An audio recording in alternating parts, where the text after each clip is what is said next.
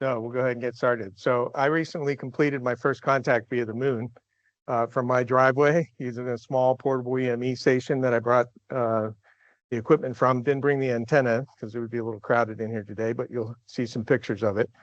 And I put that together over the last year. I'll show you the station, talk to you about the QSO, give you a demo movie of that. But what I wanted to do is share the story of what motivated me to take this project on as well. So as I began to put this presentation together, I started to reflect on why pursuing moonbounce was important to me. I soon realized it was kind of a lifelong story for me, but that's why it made accomplishing it all the more satisfying. So let's get started. I promise you we'll have some fun doing it. You can certainly ask questions as we go along, but it's probably maybe best if you hold them to the end, and I'll answer as many as I can. I'm no expert, that's for sure, but I'm having a lot of fun doing it. So let's go back to how the story kind of started. So suddenly the world changed. In 1957, 5 years before I was born, the Soviet Union began the space race with the launch of Sputnik. And the early Soviet Sputnik satellites and the US Explorer satellite series really didn't do much more back then than quietly kind of beep their way around the Earth. But they were there. Ordinary people could even hear them on their radios, and occasionally you see them in the night sky. But the Sputnik crisis created a sense of national emergency that really was leading to an increased investment in space exploration, military technology, and education to improve America's scientific and engineering capabilities. And that included creating NASA in 1958. Just a year after Sputnik was launched. Soviet dogs, US chimpanzees, cosmonauts, astronauts in space would all soon follow, and of course more missiles. But I like to say that toys were there too.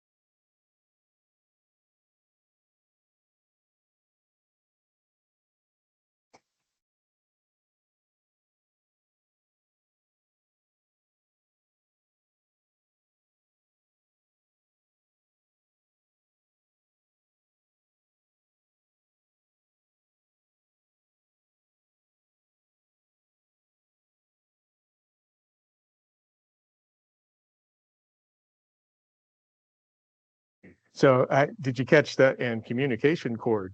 I really got a kick out of that one. And let me tell you, it didn't float near as well as it did in that commercial.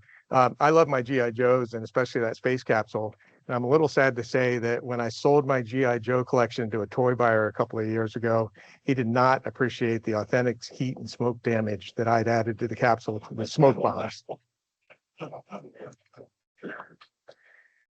So in 1962, John Kennedy challenged the nation to get to the moon in his now famous "We Choose to Go to the Moon" speech.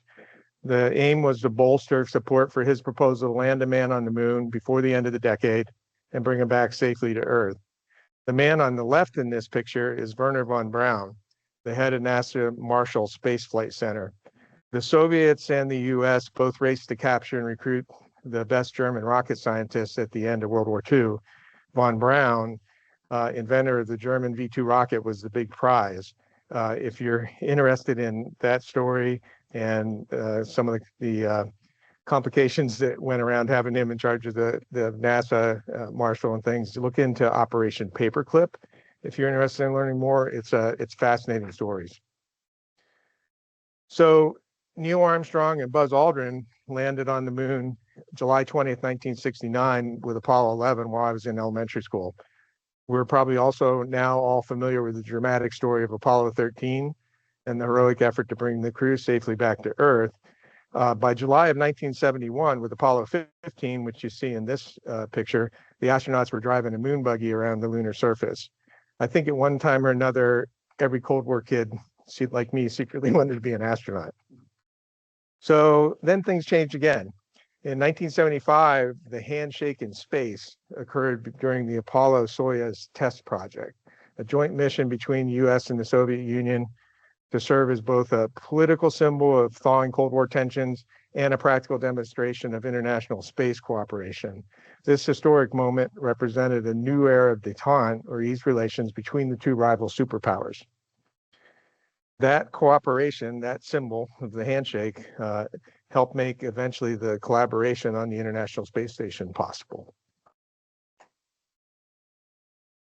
So television pop culture had a huge influence on kids growing into their formative years in the 60s and the 70s.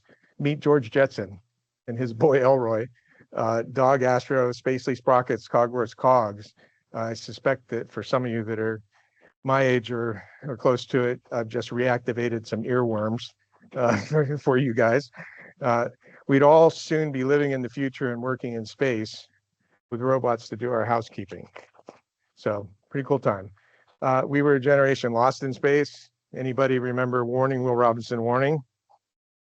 The 1960s television show Lost in Space was about the Robinson family and their pilot, Major Don West, who set off in the Jupiter 2 spacecraft to colonize a planet in the Alpha Centauri system. However, an enemy agent, Dr. Zachary Smith, sabotaged the mission before takeoff, trapping them in space and sending the Jupiter 2 off course. The series followed the family's ongoing struggle to survive and find their way home.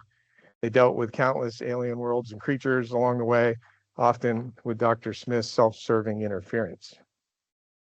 And then there's Star Trek, that first aired in 1966 and has been around in one flavor or another pretty much since then. On the left, you can see Captain Kirk on his handy-talkie working the local repeater.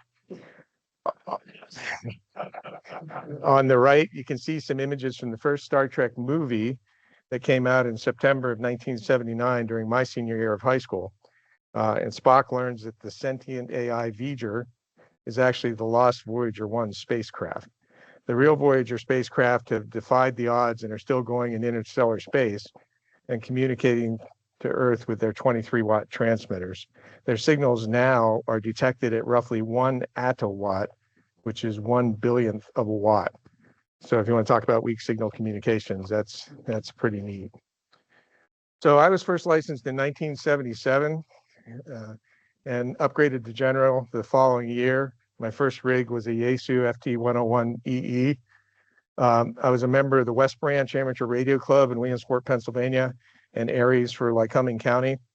Although on the county paperwork, we were still listed as civil defense support. The Cold War wasn't really over yet. In 1980, I was off to college to study computer science.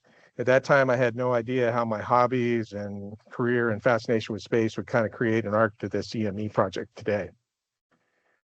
I studied computer science and business at Juniata College in Huntington, Pennsylvania, and graduated with a Bachelor of Science. Juniata was a small school, around 1,300 students, and if you took advantage of that, you could develop great relationships with the faculty and staff outside of the classroom. The community and those relationships opened doors for me for what was next, and just put a few of the people that helped influence that. The gentleman on the left, Dr. Dale Wampler, was the head of our computer center. He went above and beyond to oversee my request to do an individual study in digital electronics with a final project of interfacing a Commodore VIC-20 to my FT-101 to build a CW decoder. You couldn't just buy them then. The gentleman in the middle and in the lower right, you can't really see him in that picture, is a guy by the name of Bill Blazina, W3XS. He's a fellow ham who was our club advisor, and he asked us to build a prototype computer-controlled rotor system for tracking Oscar satellites, and that was a lot of fun. We were using Timex Sinclair computers with TV rotors to do that. And then the other gentleman in the upper right I developed a friendship with was Leo Kalinowski, our Digital Equipment Corporation tech rep, and that led to a referral to HRB Singer that's now part of Raytheon, that really kicked off my career in the defense space industry.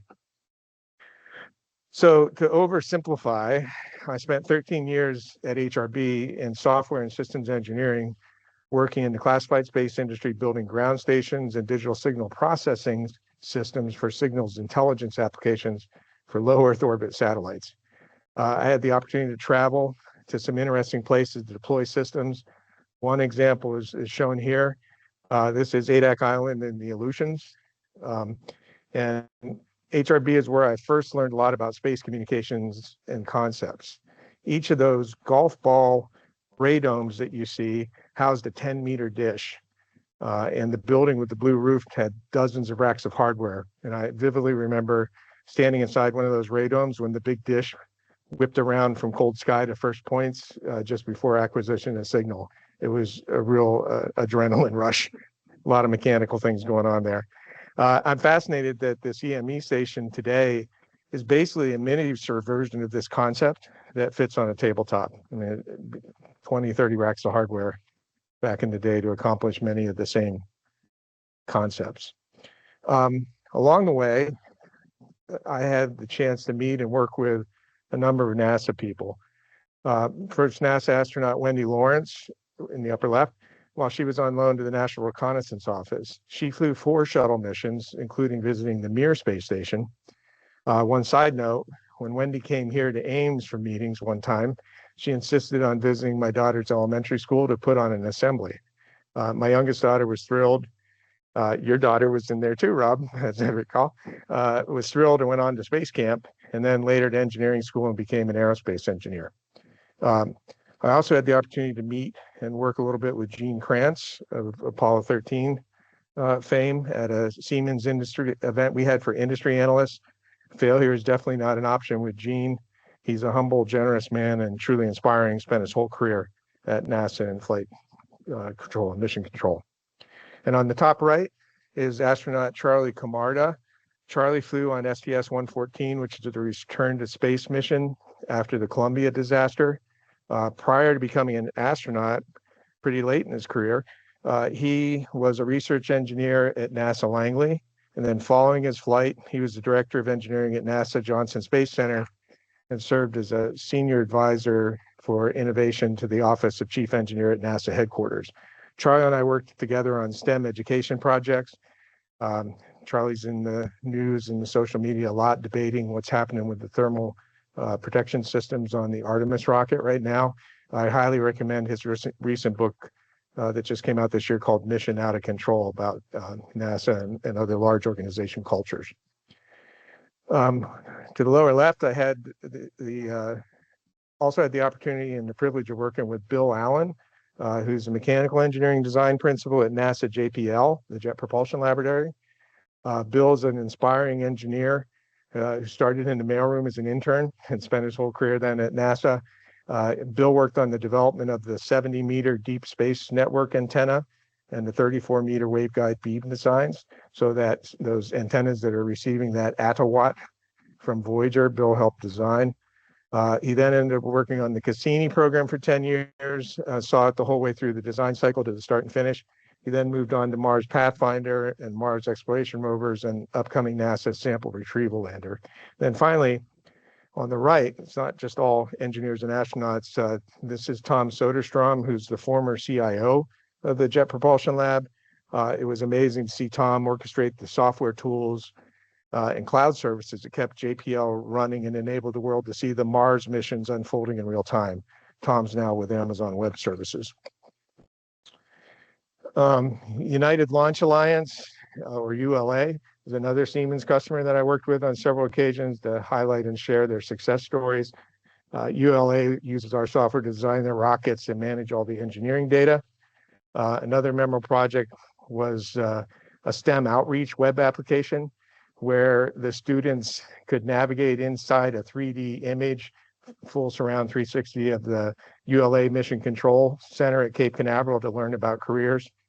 That's me when I had hair back then. And I still remember my tagline: when somebody clicked over my image, it would come up that rocket science needs rocket scientists. How's that for? I guess that's why they eventually made me a marketing guy.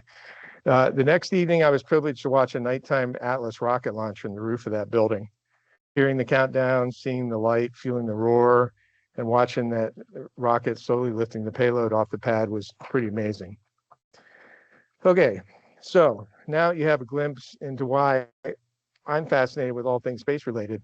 it should be no surprise I found the idea of Earth-Moon Earth communications and the possibility I could do it myself very exciting. And being recently retired and having the time to do it was a big benefit as well. So let's dive into that topic. I thought I'd start with how EME got started in the government and amateur radio, and then how it's going. The first EME project started just after the conclusion of World War II. Project Diana was conducted by the U.S. Army Signal Corps in 1946, and that was the first successful program to transmit radar pulses and receive echoes from the moon. This groundbreaking experience marked the beginning of radio astronomy and paved the way for future EME communication techniques. The U.S. Navy's Moon Relay project in 1951, in collaboration with Collins, tested the feasibility of using the moon as a long-haul radio relay. This project achieved the first two-way communication via the moon, marking another significant milestone in EME. In the bottom picture, you can see a wire antenna array at the Cedar Rapids Airport that was used by Collins during the test with the Naval Research Lab, or NRL, station at Stump Neck, Maryland, near Washington, D.C. In the early 1950s, NRL engineer James Trexler revealed that terrestrial radio signals reflected by the moon could be received back on Earth using a giant parabolic antenna. My HOA would frown on this. So the idea eventually birthed the Navy's communications moon relay system and coined the term moonbounce, which provided the Navy with satellite communication a decade before artificial space satellites were operational. So for 10 years, the Navy and others were doing moonbounce as a long-haul radio relay before artificial satellites came out. On July 24th in 1954, Trexler spoke into a microphone at the Stump Neck radio antenna facility, and his words bounced back to him in 2.5 seconds later. For the first time ever, the sound of a human voice had been transmitted out beyond the ionosphere and then returned to Earth. And amateurs weren't far behind. In 1953, W3GKP and W4AO detected lunar echoes on 144 megahertz. In 1960, the first complete amateur two-way EME contact was made on 1296 between W6HB and W1FZJ and W1BU working together. And then in 1964, the first confirmed two-way 144 megahertz EME QSO was made on April 11 between W6DNG and OH1NL.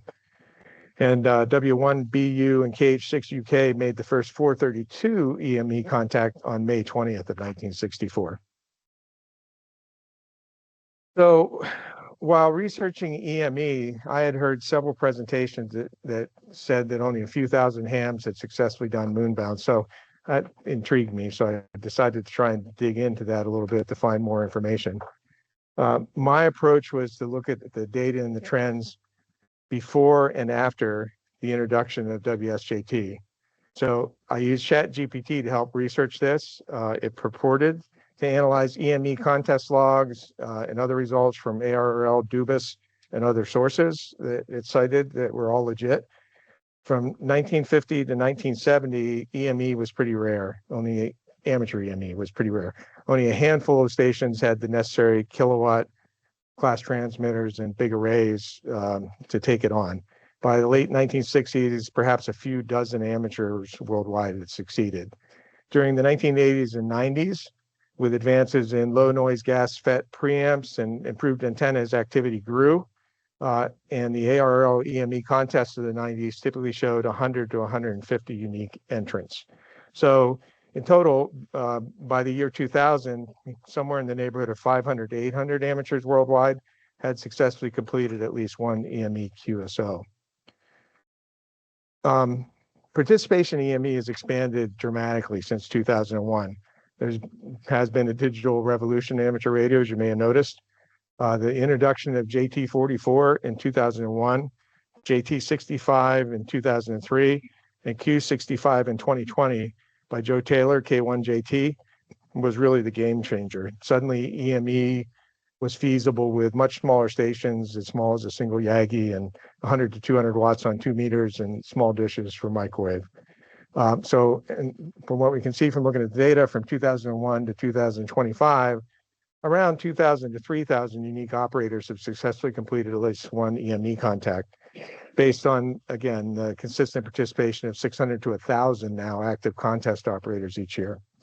By the way, I ran ChatGPT's estimates through Google Gemini, and Gemini said, I was shocked, said, well, these are pretty reasonable based on my sources of the information that I can see. So you can use AI to cross-check each other a little bit. But even if these numbers were off by 100%, right, we're still talking tens of thousands, 10,000 people that's done it. So I'm still just amazed at how far the technology has come.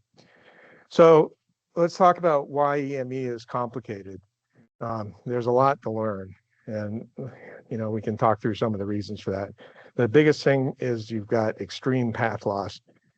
You're losing about 250 to 280 dBs that you have to overcome over the average 478,000 mile round trip. There's large antenna requirements, often Yagi arrays or multiple meter dishes. You're really working with very weak signals. Ultra low noise preamps and sensitive receivers have made it much more possible for average hams. You need high effective radiated power, hundreds of watts to kilowatt CRP. You have Doppler shift and tracking to worry about. The moon requires precision pointing and time synchronization is important. We'll go into the orbit stuff here more in a moment. Operating skills, traditionally up to 2,000, it was typically CW. Not too many hams were successful on sideband, but now JT65 and Q65 weak signal modes are the standard. And then there's quite a few practical barriers: the physical space, location. You have to have some place where you've got a clear shot at the moon on moonrise, typically. Cost, weather, mechanical reliability of arrays and rotors, and the time to figure it all out. Okay, so this part, you'll either learn a little bit or you'll go home with a headache tonight. There's an equal chance. So the motion of the moon around the Earth is kind of this continuous, perpetual dance controlled by gravity and momentum. The moon's in a constant state of free fall towards the Earth, but its forward velocity is fast enough that thankfully it continually misses. So that results in an elliptical orbit. So astronomers tend to talk about three different numbers when they talk about the distance between the Earth and the moon. At its furthest point, the moon is about 252,088 miles away, and the astronomers say that the moon is at apogee, and apo means away. On the other hand, when the moon is at perigee, where para means near, the moon is at its closest approach to Earth, and the distance between them is only about 225,623 miles, and the average distance is 238,855 miles. And tonight, at this moment, I don't have it on the screen. I'll have to look it up afterwards. We're in the 237,000 mile range of where it's at tonight. So just about average. So when it comes to the moon's orbit, on the right-hand side, it gets even more complicated. Inclination and precession are also factors, but they're just fancy words for tilt and wobble. The inclination refers to the fact that the moon's orbital path is tilted about 5 degrees compared to the Earth's orbit around the sun, which is why we don't have eclipses every month. Then precession describes how the entire tilted orbit slowly wobbles and rotates like a dinner plate on a spinning stick. It takes about 18.6 years for one full cycle of the lunar wobble, causing the moon's path across our sky to shift over time. I know this is a lot of detail, but it's important for tracking the moon. Luckily, we get to use software that does a lot of that for us today. If the previous slide started to give you a brain cramp, you may just want to close your eyes for a few minutes on this one. We're going to talk about libration. And libration is the apparent wobble and rocking motion of the Earth as seen, motion of the moon as seen from the Earth. Though the same side of the moon is always facing us, libration allows observers to eventually see about 59% of the lunar surface. And it's broken down into three main types of motion. There's longitudinal libration, which is an east-west wobble. That happens because the moon's orbit is in a perfect circle, like we just saw in the previous slide. It's slightly oval shaped. When the moon is closer to the Earth in its elliptical orbit, it speeds up. When it's farther away, it slows down. And because the moon's spin on its axis is constant, the change in orbital speed causes it to appear to rock back and forth from east to west. Same time, and the second type of motion is latitudinal libration, which is a north-south kind of nodding motion. And that occurs because the tilt of the moon's axis is much like the Earth is. As the moon travels along its orbit, the tilt means we can sometimes see a little more over its north pole, then half an orbit later, we can see a little bit more under the south pole. And that makes it seem like the moon is nodding its head yes. And then the final rocking, which is a smaller effect, it's called diurnal libration. And this happens daily, and it's caused by the rotation of the Earth itself. So as the planet rotates, our viewing position shifts throughout the day. When the moon's rising, our perspective on the edge is slightly different than when it's setting and what we can see then. The daily shift in our line of sight creates that slight side-to-side rocking motion. Okay, you can open your eyes now. If you were closing your eyes, the headache video is over. So we've touched on some of these things already. There are a lot of complicated things to think about when learning about EME. Doppler shift, which you're probably all familiar with to some degree, but it comes into play in EME for sure. I'll give you an example of that. Most of the operators today use constant frequency on the moon as a convention of when you're doing the QSO. And what that means is the software in the WI0JK mode is automatically adjusting your transmit frequency on each end so that you're each broadcasting and receiving the same frequency as if you were on the moon receiving it. So it makes things a lot easier than the early days. You have echo delays from the orbit, the elliptical orbit.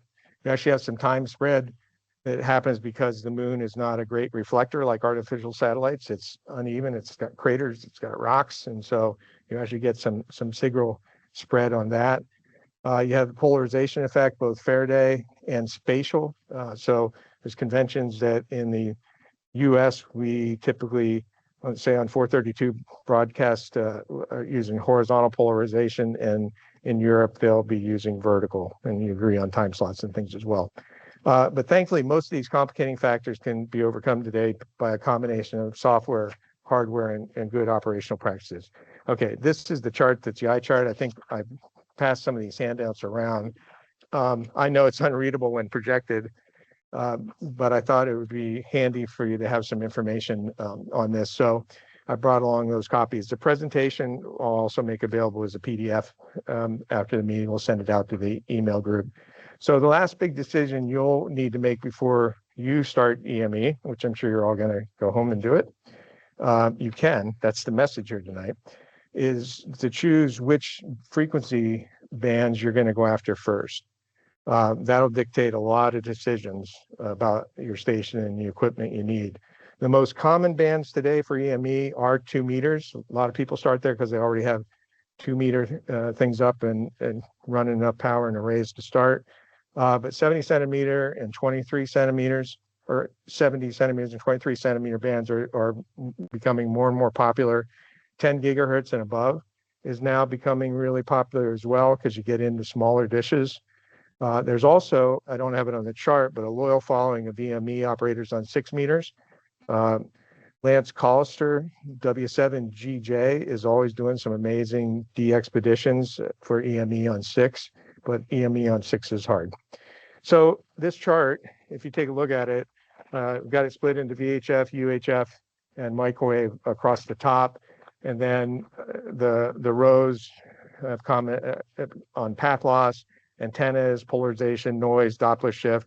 So we won't go through them here tonight, but you can see that with each of the bands, different trade-offs come into effect, and some polarization is less, but you need more power, you need more gain, you need more precision. So you can make kind of the decision based on your situations of which band that you choose to start on. I chose to start on 70 centimeters primarily due to the fact that I wanted to create a portable station with a high gain antenna that could easily be set up on a server's tripod or surveyor's tripod. Because in all seriousness, it's not just a parabolic antenna in the ground on an acre. I do have HOA restrictions that make it difficult for me to have Yagis up or beams. So I set out from scratch and researched portable stations and wanted to work on that. So now that you know a little bit about my motivations and the challenges of EME, let's talk specifically about this project that I started in the spring of 2024. I'll start with the most important lessons I've learned, because I think it could save you some time and help you to prioritize some things if you choose to do some of this yourself. The first hint, or best practice, I guess, is do some station planning up front and don't stop doing it. Because every time you read or research or learn something more, you're going to find that it changes your view on some things. So get organized, take notes, print reference articles, plan. I created a station plan, just binder, where I had sections for everything from hardware to software to best practices, and kept track of what I was trying to build. And you brought the notebooks along. You can also see that it ended up being quite the pile of things up there as well. One of those notebooks is on the right as we get into operational planning. There's software, and you can plot out in advance, right? Because the moon's orbit's very well known, of the timing for when you want to actually work off the moon. So, but before we get to that, system integration and test is kind of the next area, is what I called it, and that's where my past work experiences kicked in. Assemble and test your station in logical functions or subsystems. Don't try and do it all in a big bang, or you'll get a big smoke. And I have smoked a couple things. I'll just admit it. Next, do operational planning. You want to plan for when the moon is close to the Earth, because again, every dB lost is your enemy in doing moon bounce, right? So when the Earth's closer, you need less power to get the same result. Plan for dates when there'll be low background noise, when the moon is not close to the sun or in line with the Milky Way. Depends which band you're operating on, but the galactic noise and local noise sources can be a real challenge on some of the bands. Look for favorable declination so that it's reflecting where you think it's going to go.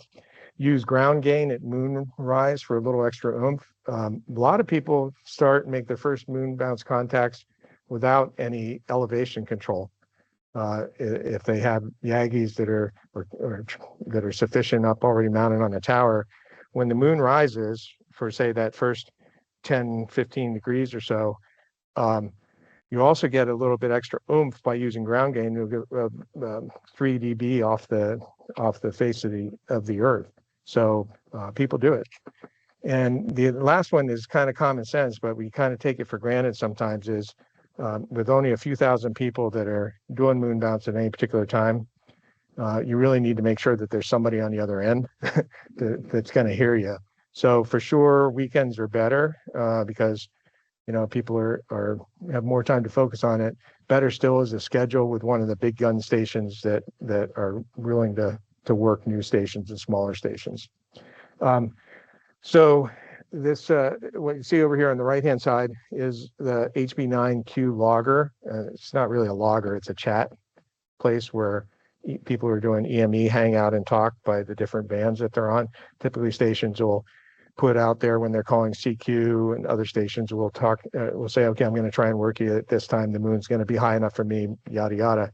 You can't exchange any of the actual QSO or signal information there, but it's a good way to set up the schedules and connect with people with your work and the plan.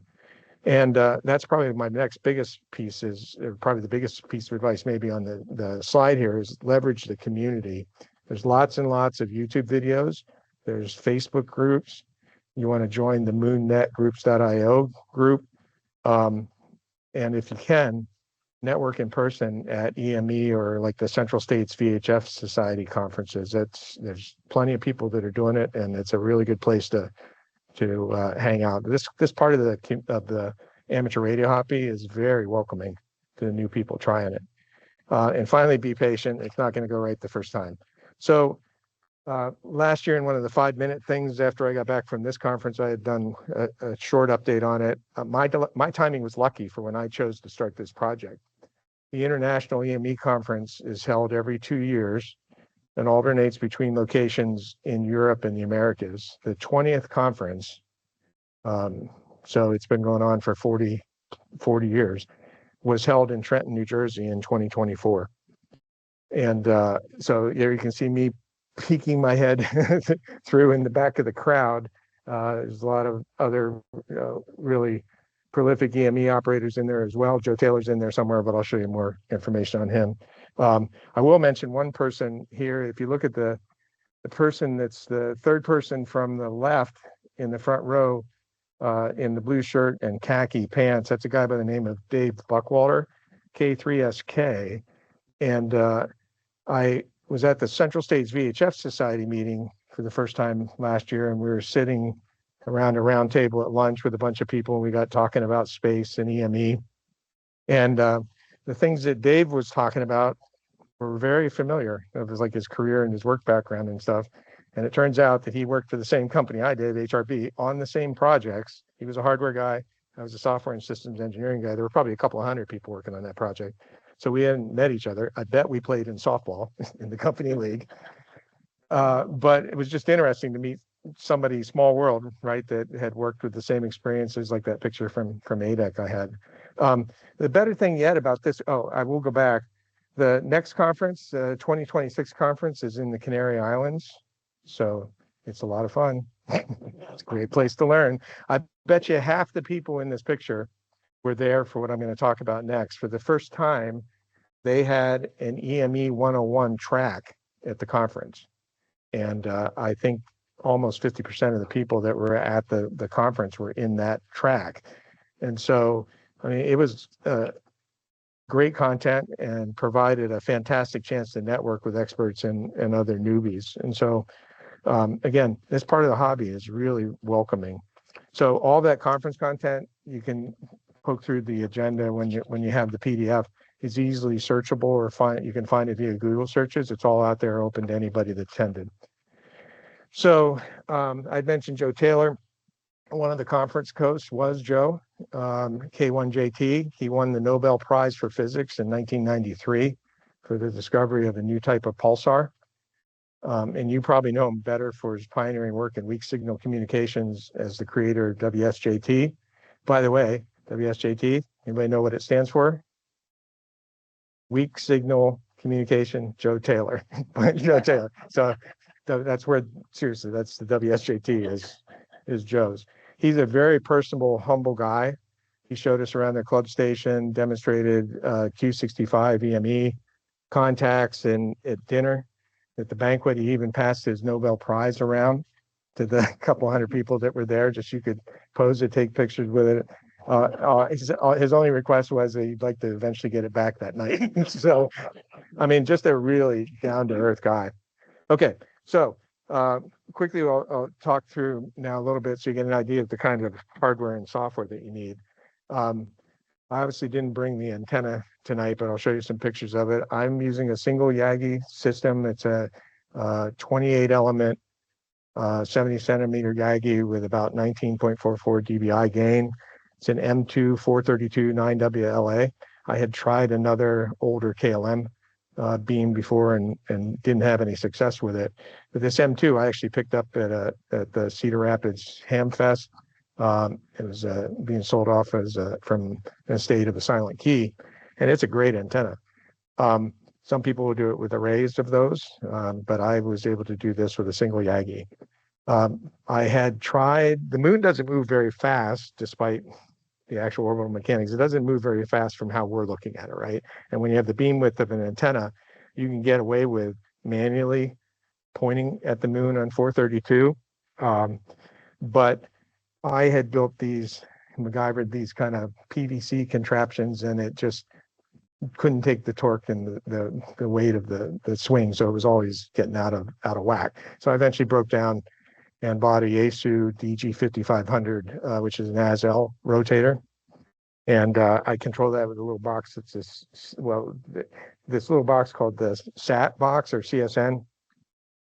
Coolest $200 I think I ever spent. It plugs directly into the rotate or into the rotor control box, but it's a little controller that hooks to the internet as well. I can access it via Wi-Fi. I can show you afterwards, but you can just program in to search, follow the moon or the sun, and then it digitally will move things. It's also interfaces with the 9700, which I haven't done yet, that you can pull up and see all the satellite passes that are coming up, and it will automatically control the passes and the transmitter if you want to work the birds.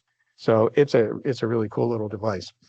Low noise amplifier, you're going to need it. No matter what you're doing, you still need to do more amplification. I'm using an EME2 432 from Antennas and Amplifiers. I had another one that was probably a little higher performing preamp, but I smoked it, and I'm hoping to get it rejuvenated. But you have to do a little bit extra amplification. Advanced sequencer from Antennas and Amplifiers, and I'm using the 9700 with with an extra board in it that's a Leo Bodner reference injection board.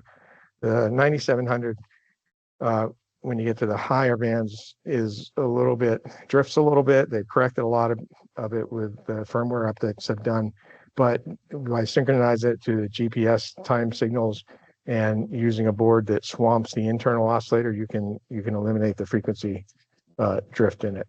So a lot of people working in VHF, UHF, and microwave, depending on what you want to call it, 1296, will do that as well. I'm actually using this laptop. Then the software I primarily use, Dimension 4 for time sync, WSJT. Moonsked is the thing that does the plots of the orbits, the chat logger you'll see here in a moment, other time and date, and QRZ and logbook of the world. Okay, this is what it looks like. I have it here. You can look at it after the meeting as well.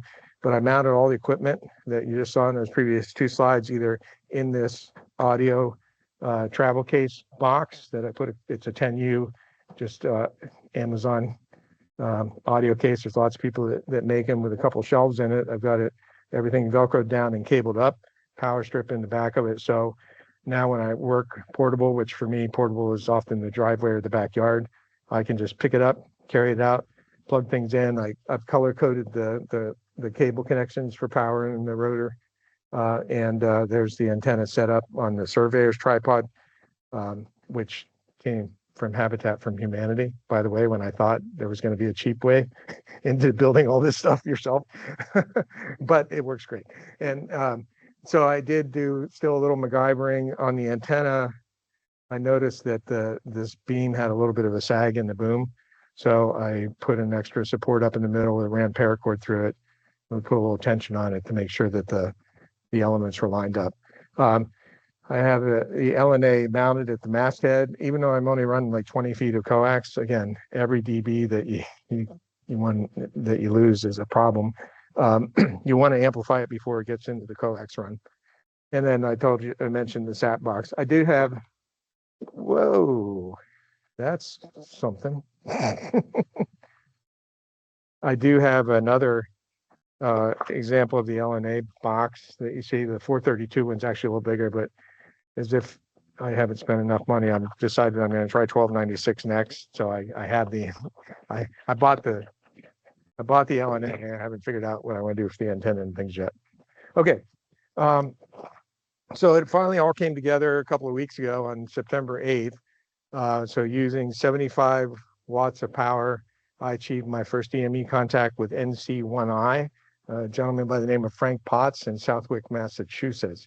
So I was running 75 watts from the ICOM 9700 through the 28 element Yagi on the surveyor's tripod in my driveway using Q65 60B with WSJT compensating for constant frequency on the moon, Doppler shift on 432.84. So remember that for the quiz. And the moon, the distance that time, it wasn't quite at perigee closest, but it was pretty close. It was about a 45 or 458,000 mile round trip. So here's a screenshot of the QSO as it finished. The Q65 messaging exchange will look familiar to you if you're doing FT8 or FT4. It's the same exchange. And I was at a minus 24 at his end, and he was booming in at a minus 14. And I could hear him through the rig with my ears. And notice the time delay was 2.6 seconds, just as expected. I pulled up the waterfall, and you can see his signal over here, very clear, booming in. So it was pretty exciting. So on the chat logger, you can see some of the conversation with different stations working. That Frank sent me a screenshot of the QSO from his end because I told him it was my initial contact. So you can see my signal and the exchange from his end on that side. Stations post when they're calling CQ, so you can always be looking for other people that are out there calling. There were 2 other stations working that evening, but Frank was the only station I copied. Coincidentally, one of the other stations that was working that night was Dave Buckwalter, the guy I showed you that we used to work with. So in the excitement of the first QSO, I fat fingered the video recording. We're having an intermission because we got to reset it. Oh, okay. Well, I'll keep talking. I was just going to play the movie, so we're going to wait a moment.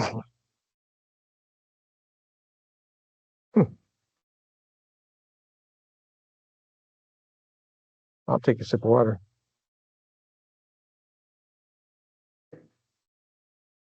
Oh, there it is. I think I'm missing it. Oh, yeah, thank you. Oh, so I can play the G.I. Joe commercial for him later. That was kind of fun finding that. That was quite a flashback. It was back from when not everything was archived. Well, you're not really looking at this because it's doing the presenter thing. So. Oh, no, it is share this. Yeah, so click on the 3 dots. The 3 dots down here. Yeah, and then just say hide presenter view. Okay. There. Okay. All right. Let me go back. I'm gonna play a little sample, and then he's going to tell me he heard you. Okay. Can you hear background noise? Yeah. Paul, are you getting that? Yeah, we're good on this end. Thanks. Okay. Okay. So to prove to myself I could do it again, and it actually happened, I did this QSO with NC1I, the same station, the next evening. The whole QSO takes about 4 minutes, but here you can hear what Q65 sounds like. Q65 is a 65 frequency format that you pick what time formats are going to be broadcast on. So 60B means it's 60-second transmit and receive intervals. So this is me transmitting. When you get it, there you can see the antenna in the driveway, sandbags at the bottom of it. It was trash night. My garbage is out. Thank you. And I had a lot of fun with neighbors stopping by and answering questions and asking if I was talking to aliens and all that stuff. So yeah, one person last time asked me if it was Starlink. So if you listen carefully now as this next cycle happens, you can hear the tones, you can hear his signal coming back through. It's hard to hear, I know. I also learned how directional the microphones are on the iPhone. So but that night, since I had said, hey, I'd like to try again, Frank, he didn't call CQ, he called me. So that's why the first line on here, you don't see a CQ. He was calling me off the moon. Then I responded. So that night, he was minus 18 for me. He had changed polarization, he said in the chat blogger, and I was minus 17 to him. So it was a pretty even bounce off the moon for that. So in a moment here, there we got it, got his signal report back. So as soon as I start sending 73, it pops, so it's in the log. So I did it twice, So while we are then, so I'm sending my 73s now, and then while we're waiting for him to respond, I'll take a walk out in the driveway here and show you where the moon was in the sky so that you get an idea of that. in one of the earlier views, you can also see where the moon was. It was, I think, 227,000 miles away that night, or 229 maybe that night.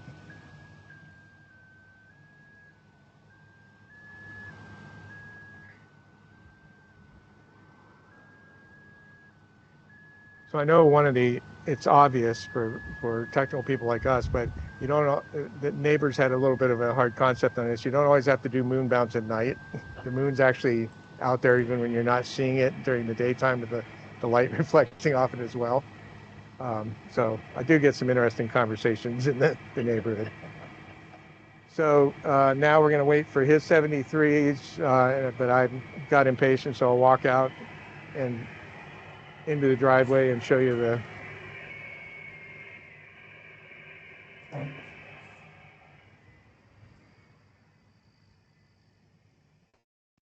street light on the left, moon on the right. And I had to wait till it got above the trees. I mean, I have a view down my front street of from about azimuth, about 95 degrees to maybe 120. And then I have to wait till it gets higher in the sky, thankfully, that I can do elevation. The backyard is where I had tried some earlier things unsuccessfully, but there's a lot of trees and houses that are blocking my line of sight from there.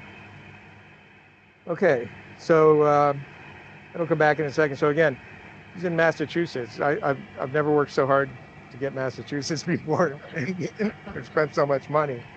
But you know, 1,000 miles, we weren't going to do that terrestrially on 432 with the Appalachian Mountains in between. So I was thinking it's very much like those government projects we said we were doing, like Cedar Rapids to Maryland, right? It was very, very similar kind of distances. Okay, so now Frank's station is a little bigger. So this is NC1I. He's definitely a big gun station. There are some really big ones in Europe as well. There's no question that the big gun station is doing a lot of the heavy lifting for making up on that path loss. Especially for me, who's running a single Yagi system with fairly low power. But that's normal for EME, right? You saw the wire arrays from the Collins system talking to a 1 acre parabolic dish. So it's just if you can do it, it works, right? And Frank's a very friendly operator. EME stations love making initial contacts with new EME stations.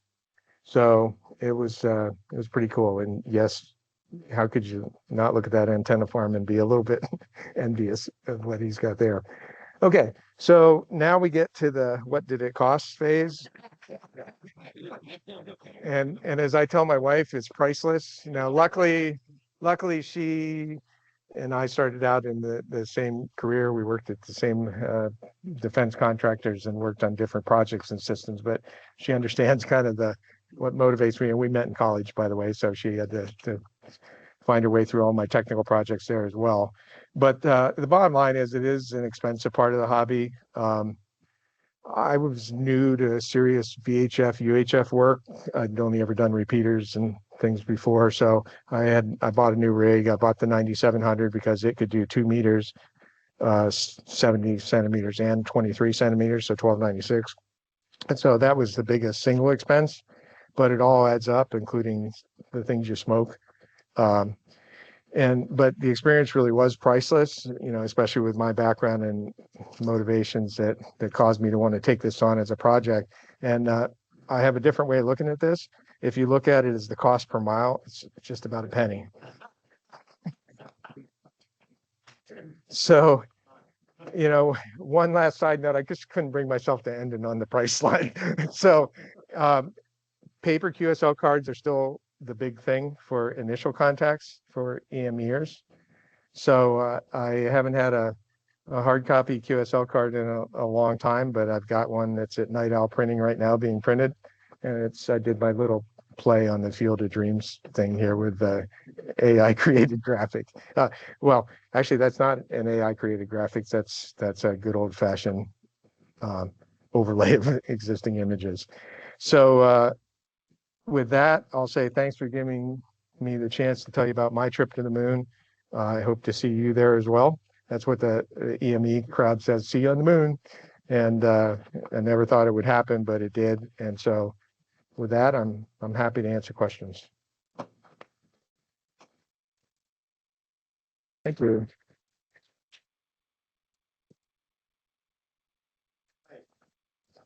One of the things I should have said about the reason I like these antennas and analyzers, LNAs, is because the actual transmit and receive relays are built into the LNA itself. So even though I have the sequencer that I could turn them on and off, the system architecture of switching your LNAs out when you're going through the transmit cycles and stuff gets kind of complicated. This one made it pretty easy. I didn't smoke this one. So, You don't have to hold it. Oh, yeah.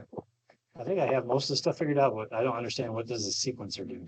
okay, so the sequencer, there's a lot of stuff, put it simply, that you need to turn on and off when you're doing these things. So especially with the 9700 only has a single coax connection, so there's not a separate line to run for transmit and receive coax. So you can't, the LNAs are, you can't put power through them, right? You can't broadcast through them or you'll smoke them.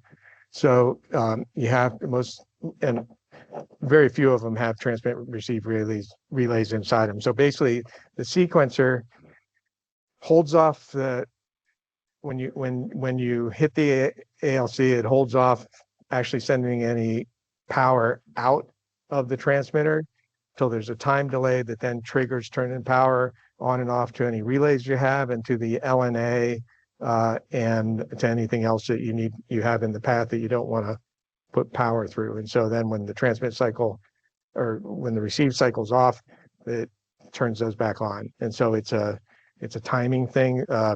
The 9700 can do a delay on its own of like 30 milliseconds. And you can run voltage through a bias T to turn things on and off from the 9700 as well. But I've heard mixed things about that. So I ran actual power connectors to them. So it just keeps you it helps you turn things on and off in the right order and not do the smoke test. A lot of people will build them themselves with Arduino projects and stuff. Yes, sir. What's your next step? Are you going to pursue 432 anymore? Oh, yeah. Yeah, no, the 1296 was just because I thought, okay, well, what's going to happen with the tariffs? This antennas and amplifiers, I have to recommend these guys. This customer service is great. It's fast. Their equipment's good. They actually, with a company called Dual, make antennas and things as well, but they're based out of Bulgaria. And so I decided I was just going to since I had liked the 432 one so much, I figured I'd get this one and put it on the shelf for a while. But yeah, my next steps is I want to hear more stations. There's plenty of stations on 432 that I want to work.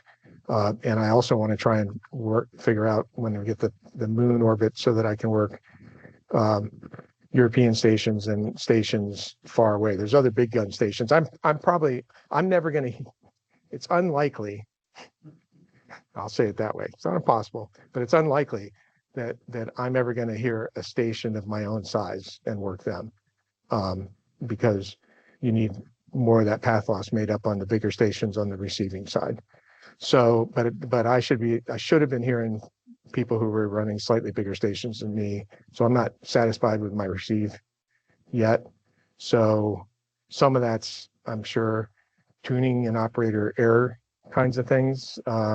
Some of it may be reconfiguring some of the LNA things and stuff, but I'm gonna keep tinkering around on 432 and in parallel to doing some work on 1296. I also I've casually been keeping my eye out for a power amplifier for 432 as well. So haven't gone there yet, but I'll worry about that when I'm hearing more people. How much is the 700 on that? It's only 10 watts, but so I'll definitely be probably doing an amplifier on 10. Although I just read a post last night of another one of the big gun stations that say that they're working single Yagi systems on 1296 with people running 10 watts. So it's so we'll see. I'm kind of intrigued by doing it the barefoot kind of way first, but so that's the next. Yes, sir. So mean by a big gun station? Big gun station, what we mean by that is the guys with the big antennas and in reality probably running, therefore they've got more effective radiated power coming back as well. So they can hear weaker signals. I mean, it's just a matter of gain and you know, and overcoming that loss. So that array of 32 Yagis on 432 or whatever is gonna hear, you know, it's like the deep space network hearing the attowatt versus having to hear something blaring out 10,000 watts, you know. So they're definitely making up heavy lifting on the big gun stations. So I'm curious, are you limited by space weather? Like elements? yes, yeah, space weather for sure.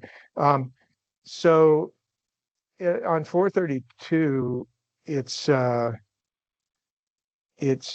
not as pronounced. When you get up into the microwave bands, the rotate the even if you're using a dish, the beam within things they have to track very precisely because there's less pass loss, but there's more noise and things that or not less pass loss. There's more noise that you're susceptible to. Is a little less polarization effect.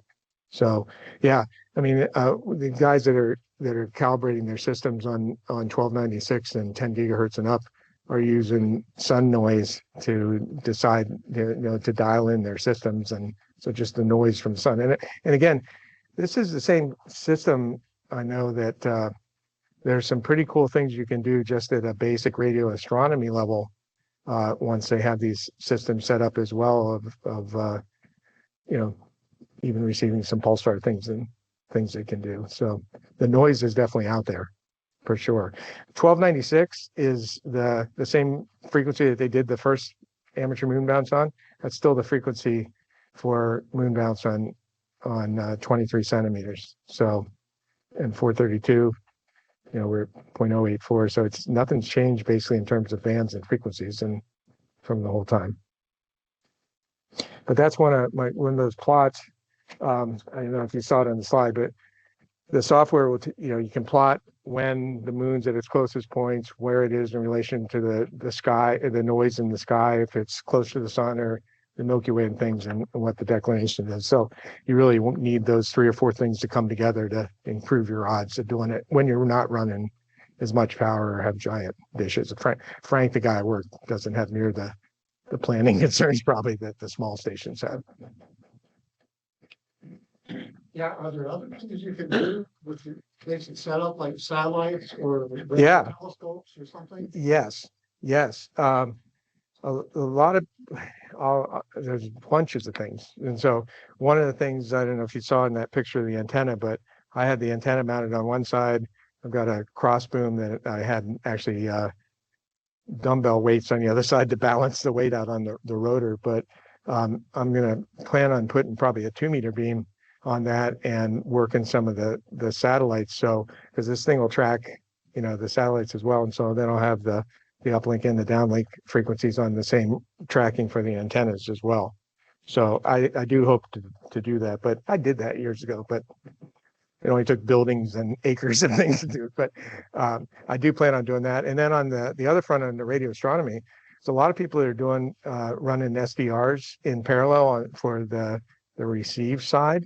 In fact, Joe Taylor put out this other utility that's part of WSJT now called QMAP that is looking at the full passband that's coming down. And so it's think of it as kind of like the waterfall on Q65 or on FT8, that you can see every signal that's in the passband that's coming down and then tune later over to them and stuff.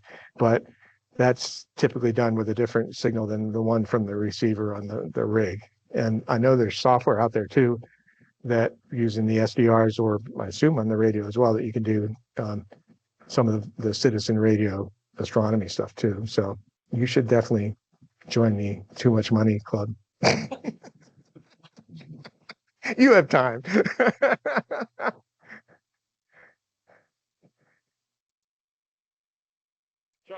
On your clip of I guess the second night QSO, you mentioned that your signal reports were like -17 and Yeah. -18. Could you quantify what's that mean? Do you do digital at all? Okay, so on the digital, on say FT8, which is a 30-second kind of transmit cycle, you can typically work down to -25 or so kind of dB signal loss, very weak signal, right? The dB gain that you're seeing. If there's somebody next to you, a mile or two away, they're probably coming in at, at 10 or 15 dB, positive dB over, but weak signals on FT8 will probably go down to around -25, -24 is about as low as you can go. FT4, since it's got less the thing's repeated less times because it's 15-second cycle instead of a 30-second cycle, you can do 15 to 20 dB below. So you don't, the math isn't gathering up or sucking up as much of the signal for as long. So to put the -17 or -18 in perspective, I mean, that's the signal strength that you could be working FT8 on all day long if you were doing FT8 and could get that amount of signal. But you're not going to have that amount of signal. You couldn't, because it's, that was calculated over an average over a much longer transmit period with with weaker signals. So it is kind of relative to the mode that you're doing. But I don't know, anybody have a better answer than that?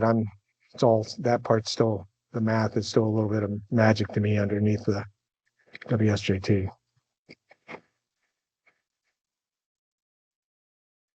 I think you exhausted it. Good.